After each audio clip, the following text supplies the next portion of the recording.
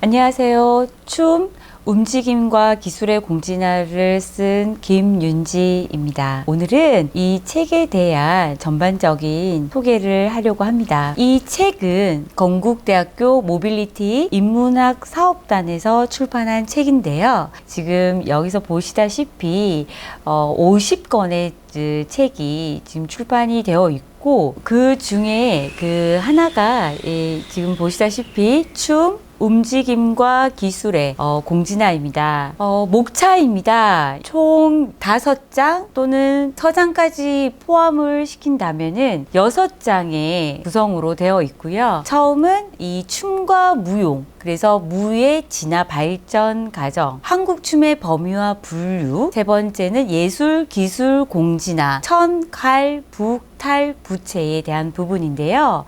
이 서장은 이 책을 읽는 독자에게 이해를 조금 쉽게 하기 위한 부분이라고 이해를 하시면 됩니다. 그래서 춤이 또는 무에서 또는 근대의 무용에 이르는 용어의 진화 이동 과정들, 그리고 그러한 춤들로 인해서 수많은 작품들을 가지고 있는 이 한국 춤이 그 부분들을 조금 일목요연하게 시각화를 해서 도식과 표로 만드는 이 계층 분류의 작업들을 제시를 했습니다.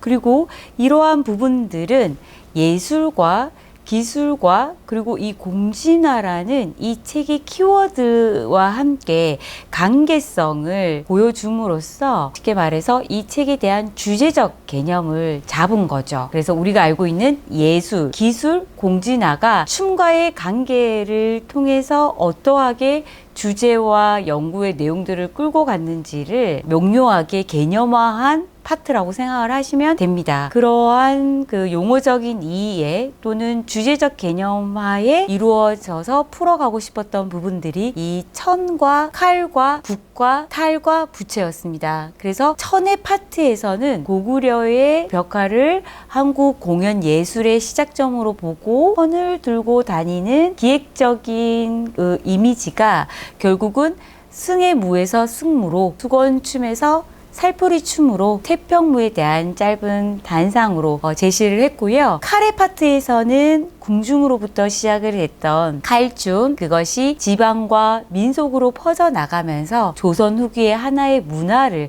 형성했던 강남 스타일로 그걸 조금 쉽게 현대화를 시켜보았습니다. 이러한 칼춤이 그렇게 인기 있었던 이유 중에 하나는 이러한 반전의 드라마가 주는 묘미 또는 미학이 있었다라고 설명을 했고, 북의 파트에서는 고려 때부터 등장하기 시작한 춤의 모습, 그래서 무고, 춤추는 북이 궁중에서 무고와 그리고 각 지방의 교방에서의 고무로 명명화되는 그 과정들을 풀어보았고, 이러한 그 에너지로 인해서 BTS의 삼고무의 장면들이 가능하지 않았나라고 표현해 보았습니다. 그리고 춤과 탈의 부분에서는 신석기 시대에 발견된 조개 가면으로부터 초용무에 이르기까지, 그리고 민중 기록 속의 탈춤 이야기, 그리고 탈춤은 여민동락의 상징이라는 의미, 그리고 상층 문화와 하층 문화의 문화 교류의 주역들, 그리고 탈춤의 마지막에는 진화 과정들을 조금 쉽게 도식화를 해보았던 것 같습니다. 마지막 파트인 춤과 부채는 생활 도구 또는 그 장식 도구였던 부채가 예술 도구로 진화하는 과정들, 근세에서 근대의 그 과정들을 포착했던 이 풍경들, 그 가운데서 한류 원조 스타라고도 할 수 있는 최승희가 있었기에 부채춤이 있었다라고 마무리를 해봤고, 이 책에서 가장 제가 마무리를 하면서 남기고 싶었던 마지막 메시지는 이러한 한국 춤의 진화가 갖고 있는 비밀이었습니다. 그 비밀을 돌출을 해내야지만 미래에 춤에 대한 방향성을 잘 잡고 갈 수 있을 거라고 생각을 했습니다. 춤 움직임과 기술의 공지나 이 책은 가급적이면은 이미지를 많이 담으려고 했습니다. 조금 보시면 이런 고구려 벽화의 무용도의 공연 예술의 시초에서 오늘날의 궁중춤의 근세의 한삼을 낀 모습들, 그리고 춤과 카레 파트에서는 궁중의 칼춤에서 교방과 또는 전문 예인들로 이루어지는 카레 모습들, 그래서 건무의 양상, 북의 파트에서는 떠다니는 그 땡목의 그 춤추는 북의 연상으로 시작을 해서 이렇게 근세에 여러 가지 북대를 놓고 춤을 추는 모습으로의 그 이동 과정들, 그리고 이 탈에서는 조개 가면으로부터 시작을 했지만 역사적 흐름과 시대적인 환경 속에서 각 지역을 대표하는 지역별 그 유산으로 남아있죠. 그래서 이 지역별로 분산되어 있는 또는 확산되어 있는 탈춤의 이미지들, 이런 도구들을 기술화를 해서 또는 제주를 통해서 단지 움직임이었던 것, 그리고 도구였던 것을 예술과 기술의 전문적인 영역으로 끌어내렸던 그 사람의 재주가 사실 이 책에서는 기술로 포용이 되었었는데요. 그 기술을 가진 사람이 춤에서는 굉장히 중요합니다. 구슬이 사말이어도 깨어야지 보배라는 말이 있듯이 이런 모든 도구와 기술들을 춤의 예술화, 독립화, 작품화로 끌어올린 사람이 바로 이 춤 프로, 춤추는 여성이었습니다. 그래서 마지막 그 장에서는 최승희에 대한 예시를 들어서 춤에서는 이 춤추는 프로, 기술을 구사해 낼 수 있는 이 춤추는 사람에 대한 중요성을 말하고 싶었습니다. 춤, 움직임과 기술의 공지나 과연 상호 호혜적인 진화의 이동이었는지를 지금 바로 여기 북토크에서 다시 한번 이야기해 보도록 하겠습니다. 네, 안녕하세요. 건국대학교 모빌리티 인문학연구원 인문교양센터에서 기획한 화제의 책을 소개하는 인문 페스티벌 북토크 시간입니다. 오늘 진행을 맡은 저는요, 춤을 사랑하는 배우 박혜준입니다. 여러분들도 춤 혹시 좋아하시는지요? 네, 춤을 좋아하는 것과 잘하는 것이 반드시 비례할 수는 없습니다. 하지만 중요한 것은 춤에 대한 관심일 것입니다. 그래서 오늘 소개해드릴 화제의 책은요, 이러한 춤에 대한 관심을 증폭시킬 수 있는 춤과 기술에 관해 이야기하는 책입니다. 춤 움직임과 기술의 공진화라는 책인데요.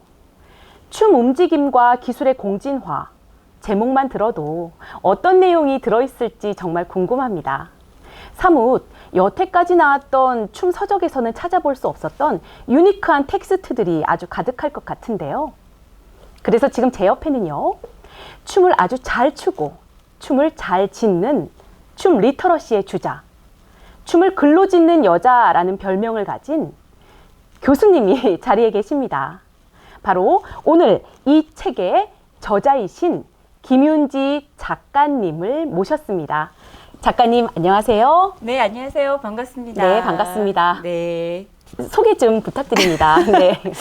안녕하세요. 지금 소개받은 김윤지라고 합니다.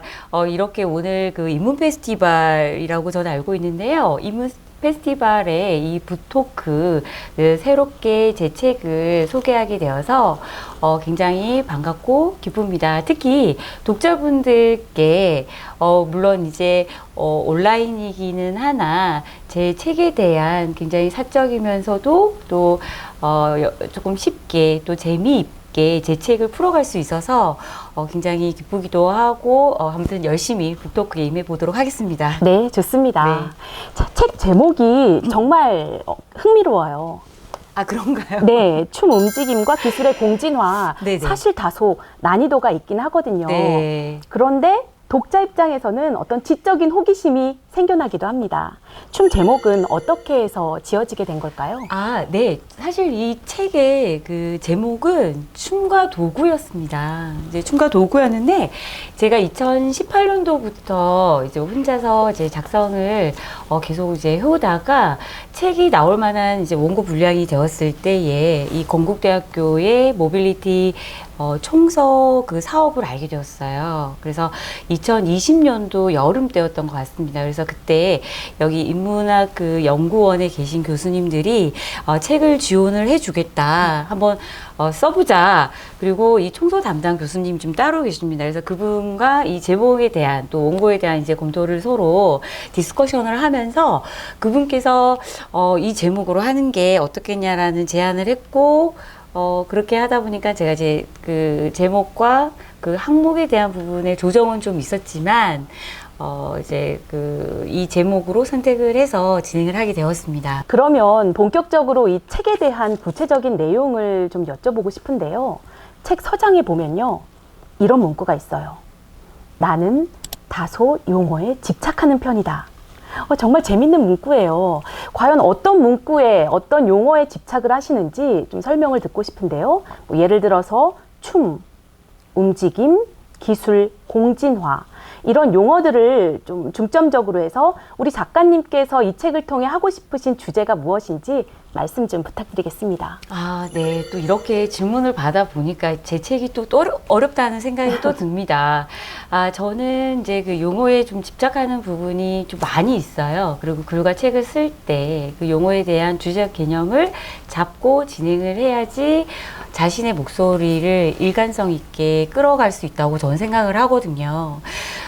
춤이라는 것은 일상적인 움직임 또는 본능적인 움직임, 살기 위한 움직임으로부터 시작을 했지만 결국 이것은 역사적인 흐름, 시대적인 배경 하에 많은 진화를 해왔다. 그 부분, 그 이동의 과정들을 말하고 싶었고 그 가운데서 굳이 공진화라는 키워드를 소환했던 이유 중에 하나는 이 공진화라는 것은 생물학자들이 처음에 시작을 했던 용어이기도 합니다. 하나의 개체가 진화의 과정 속에서 발전을 하는 그 진화라는 키워드를 결국은 서로 한 개체가 아니라 여러 가지의 개체가 자기의 색깔을 유지를 하면서도 상부상조 또는 상생을 하면서 진화를 하는 그 과정에서의 모습을 의미를 하는데요. 이 춤이라는 부분들은 실제로 그 역사적인 과정들을 쭉 내려가다 보면 이러한 공진화가 말하는 의미를 표현해 줄 수 있을 거라고 저는 생각을 했어요. 그러니까 물론 이 진화라는 거, 특히 건국대학교의 가장 큰 키워드가 모빌리티 또는 이동이잖아요. 진화, 이동. 결국은 그거의 끝은 생명력이라고 생각을 했습니다. 그 생명력이 끌고 갔을 때에 유지가 될 수 있고 그 이동의 시작점과 중간과 결과가 계속 끝나지 않는 네버엔딩 스토리처럼 쭉 끌고 가는 우리 사회의 공진화를 만들 수 있다라는 생각을 했어요. 사실 춤, 이동, 공진화, 모빌리티를 결국은 관계성을 유지를 하면서 하나의 메시지를 전달한다는 작업이 쉽지는 않았습니다. 하지만 결국은 지금 제가 나열한 키워드가 추구하는 방향은 결국은 옳은 지점, 옳은 방식, 옳은 방법을 통해서 그 지점으로 간다면 결국은 우리는 사장되지 않고 생명력 있는 이동이 가능하다. 그리고 춤의 생명력도 계속 진화할 수 있다. 그러한 모습들이 축적된 그 모양들 또는 현상들, 그 기술들이 결국은 오늘날의 이 발전된 모습을 보여주고 있지 않나. 그러나 지금 그 디지털의 급전환기가 오면서 사회 곳곳에서 나타나는 여러 가지 문제들이 많이 발생을 하잖아요. 제가 이 책에서 가장 핵심적으로 주장하고 싶은 또는 제가 시사하고 싶었던 한 줄기의 맥락은 옳은 대상을 포착을 했다면 옳은 방식을 향해서 옳은 방법으로 가야 한다.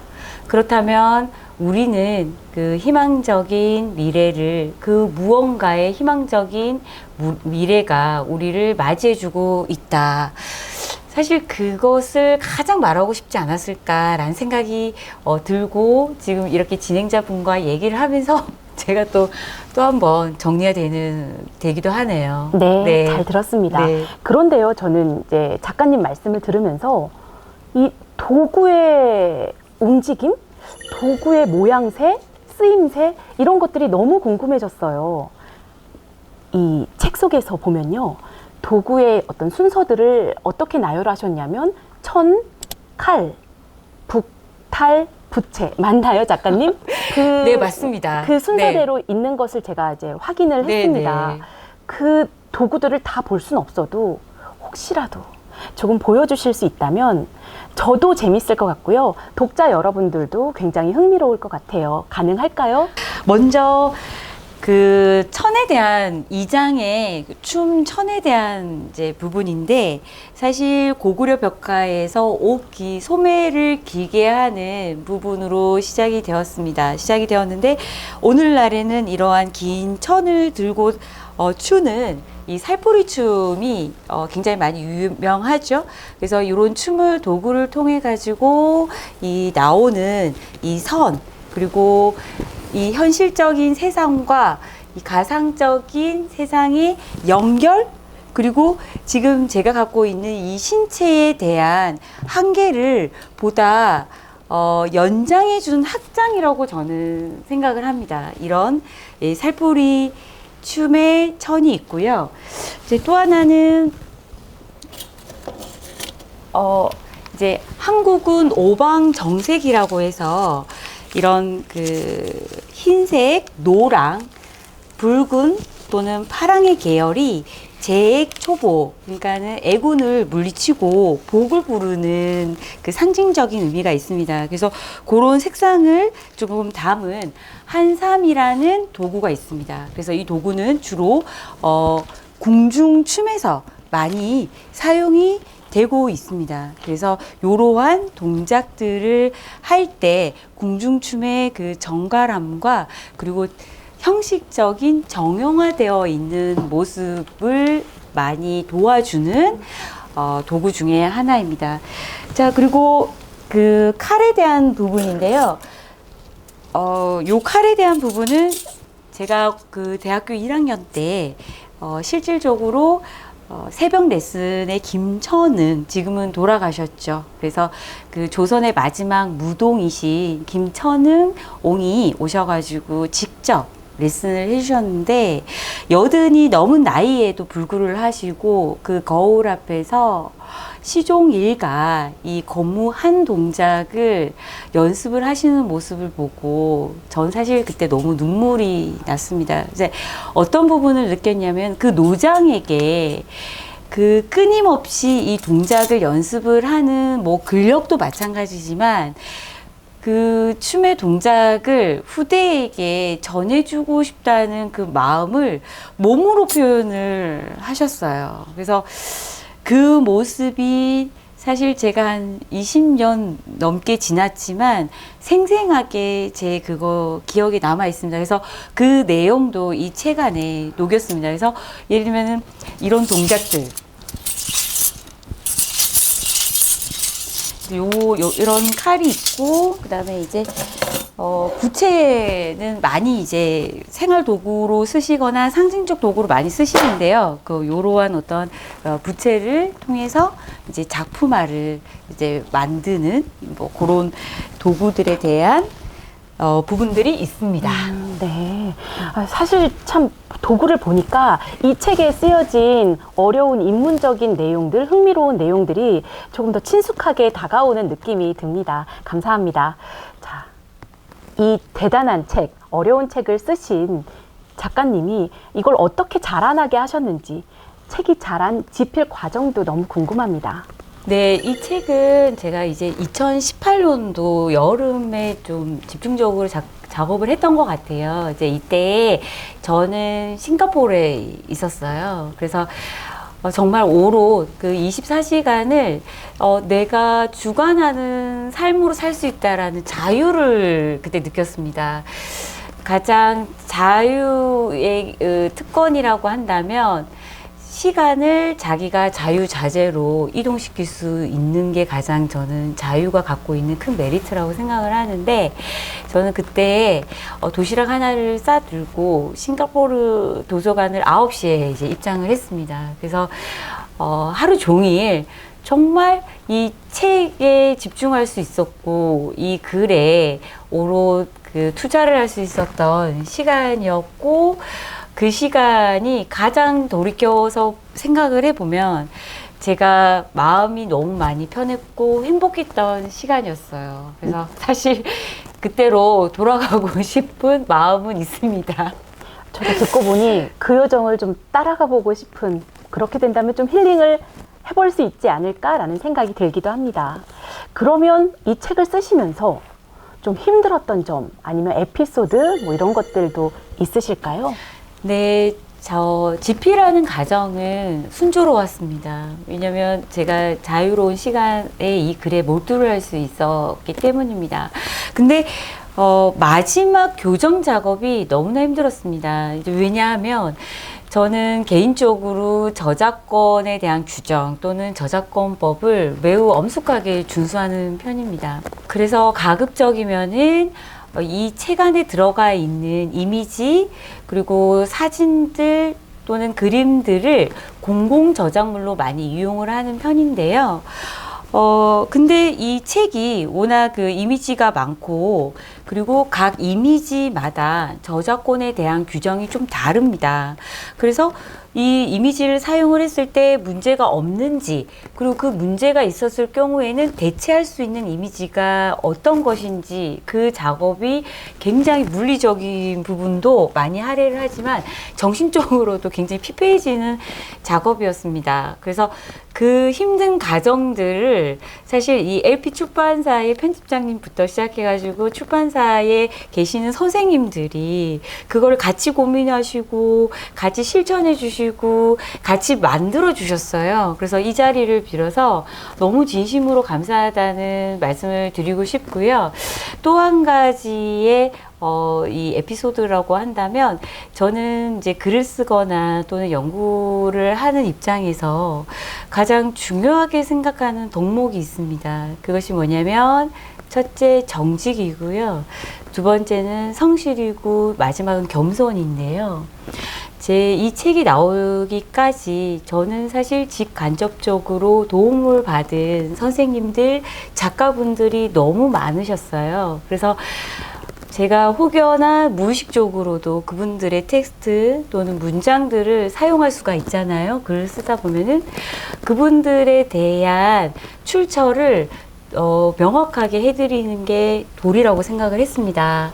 그런데 이 연구 논문의 이 저작권에 대한 규정과 책의 저작권은 조금 다릅니다. 그래서 그분들을 미주 양식으로 이렇게 빼면서 혹시 제가 혹여나 놓친 분들이 계실 수도 있잖아요. 그래서 그분들을 놓치지 않으려고 저는 최선을 다했다는 그 부분을 말씀드리고 싶네요. 예.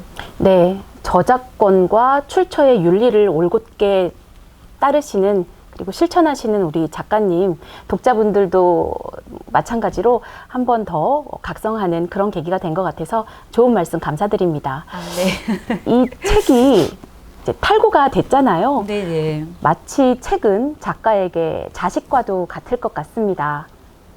어떤 느낌이 드셨나요, 탈고 후에? 아, 너무 행복했어요. 뭐, 비록 책이 뭐 우수한 책이거나 양서의 수준까지는 못 가지만 저는 너무나 기뻤고 너무나 행복했는데, 저는 좀 지극히 제 개인적인 개인사를 조금 말씀을 드리면, 부산 채빵 골목, 헌채빵 골목으로 유명한 보수동 근처에서 제가 사실 태어났어요. 근데, 아빠가 이제 언니, 저 남동생을 항상 매주 그 책방 골목을 누비면서 책을 권장하시기도 하고 책도 같이 보시기도 하고 책을 많이 사주셨어요. 근데 결국 저는 세상 속에서 책을 만났고 책 속에서 세상을 만났던 것 같아요. 그래서 내 이름 석자가 적힌 책을 남기고 싶다는 마음은 그때부터 어린 서린 마음인 것 같습니다. 그래서 그런 마음들이 결국은 이제 결과물로 나왔을 때는 정말 이제 기뻤고, 그리고 특히 이제 양가 부모님들이 저를 그냥 공부를 뭐 잘하진 않지만 좋아하는 공부를 그냥 저를 냅두세요. 그러니까 제가 무엇을 하던, 얘가 어떤 시간을 보내던 자유롭게 저를 그냥 냅두시는데 저는 그게 너무나 감사했었거든요. 근데 의외로 양가 어른분들, 부모님들이 이 책을 두고 한 페이지씩 읽어 가시더라고요. 그래서 이제 양가 부모님들을 비롯해서 저를 많이 아끼고 저의 얘기를 많이 들어주신 이제 선생님들, 그리고 사랑하는 이웃 친구들에게도 이 책을 통해서 제가 그 고마움을 좀 전달할 수 있었던 좀 계기가 되지 않았나라는 생각을 해봅니다. 네. 네. 이렇게 좀 말씀을 듣다 보면 책을 통해서 혹은 간단히 보여주신 도구의 사용을 통해서 과연 김윤지 작가님이란 어떤 사람일까? 이런 부분이 정말 궁금해지는데요. 작가님이 춤을 처음 시작한 계기, 춤과 만난 시점, 이런 얘기 한번 해주실 수 있을까요? 뭐 흥미가 있으실지 모르겠지만 저는 춤의 시작을 중학교 1학년 때부터였어요. 그래서 중학교 때 이 발끝 포인이 잘 된다는 그 발레 동작에 이 발끝 포인이 있습니다. 그래서 이 발등이 살짝 지금 좀 높아요. 제가 그러다 보니까 그 무용 선생님이 저의 발등을 보고 너는 춤을 추면 좋겠다. 발레를 하면 좋겠다. 그래서 엄마를 부르셨어요. 그래서 엄마에게 얘가 좀 춤을 진로로 생각을 하고 해보면 어떻겠냐라는 생각을 하셨는데 저희 엄마가 실천력이 워낙 빠르고 강합니다. 그래서 저를 곧장 무용학원으로 보냈는데 여기서부터 점점점인데 발레 학원으로 갔어야 됐는데 집이 가깝다는 이유로 한국무용 전공의 학원으로 갔습니다.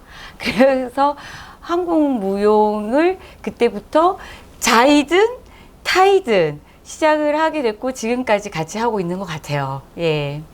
정말 재밌습니다. 어머님의 좌표가 인생의 좌표가 되셨습니다.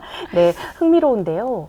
그러면은 김윤지 작가님께서는 이러한 춤, 내 인생과 함께 가는 동반자인 이 춤이라는 예술이 어떤 의미이실까요? 저에게 춤은 미우나 고우나 미워도 다시 한번 봐야 되는 삶이라고 생각을 해요.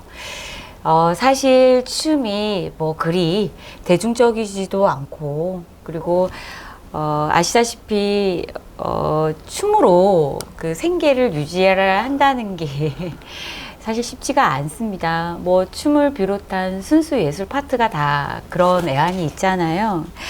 그래서 중간중간 이 춤을 끌고 가는 것이 맞는가?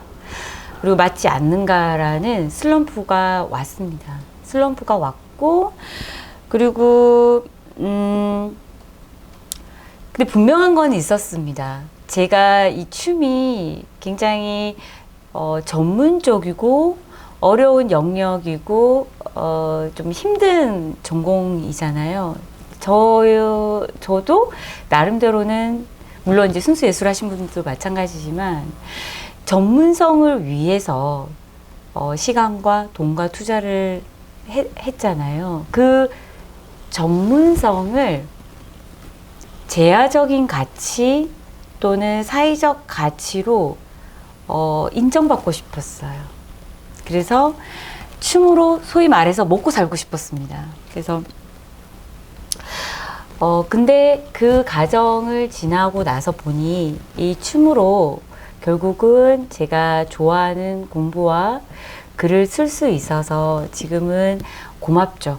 고맙고 좋게 생각을 하고, 특히 춤은 저에게는 삶과 같다라고 했던 것은 결국 삶이라는 것이 살아가야 되는 거라고도 얘기를 많이 하잖아요.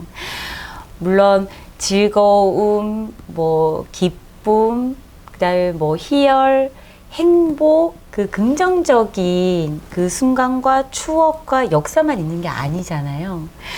그 가정에는 역경, 고난, 슬픔, 애안들이 그 사이사이에 있어줘야지 결국 삶이 연그러 간다고 생각을 합니다. 그래서 춤이 나한테 때로는 힘들게 한 적도 있고, 그리고 춤이 보기 싫을 때도 있었지만, 춤과 내가 그렇게 엮어가면서 그 희노애락이라고 하나요? 그 과정들을 다 겪어가다 보니까 이제는 그냥 서로가 서로를 너무 잘 아는, 그리고 서로가 서로를 이제 그 같이 갈 수밖에 없는 그런 동반자적인 관계인 것 같아요. 춤이 저에게는 그런 것 같습니다. 네. 네. 말씀을 들어보니 김윤지 작가님의 춤 인생, 이 예술의 인생도 마치 책 제목처럼 선한 공진화가 된다는 그런 느낌, 인상을 받겠습니다. 자, 마지막 질문 드리면서 이 시간 마무리하도록 하겠습니다. 앞으로의 계획 정말 궁금합니다. 네. 저는 그 글을 계속 쓰고 싶어요. 그래서 학문적인 글 또는 대중적인 글, 그리고 저의 개인적인 글을 이제 쓰고 싶은데, 학문적인 글은 무용하게 자기 글쓰기.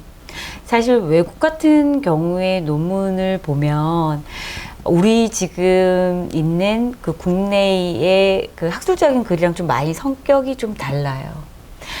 결국은 하나의 주제를 갖고 그 연구적인 논리적인 전개를 통해서 마지막에 시사하고 싶은 그 마지막 결론 부분들에 대한 글들이 자기 글쓰기로 이루어집니다. 그래서 지금 그 국내의 학계에서나 또는 그 공공기관, 정부기관에서 연구 윤리를 자꾸 시사를 하고 강조하는 이유 중에 하나는 이제 앞으로도 국내의 학문적 글쓰기가 자기의 글쓰기의 유형으로 가야지만 오롯 그 글이 그 연구자가 말하고 싶어 하는 부분이 분명해지지 않을까라는 생각을 하고, 저는 그 무용하게 자기 글쓰기라는 이제 연구서 글을 쓰고 싶고요. 대중서는 한국 사람이라면 좀 알아도 좋을 만한 그 우리의 문화 유전자, 밈에 대한 부분들을 춤의 사례를 통해 가지고 전개할 수 있는 대중서를 쓰고 싶은데, 사실 그 작업은 지금은 진행하고 있습니다. 그리고 마지막에 그 저의 그 이야기를 담은 에세이 글은 제가 한 10년 전부터 쭉 아침 일기를 쓰고 있어요.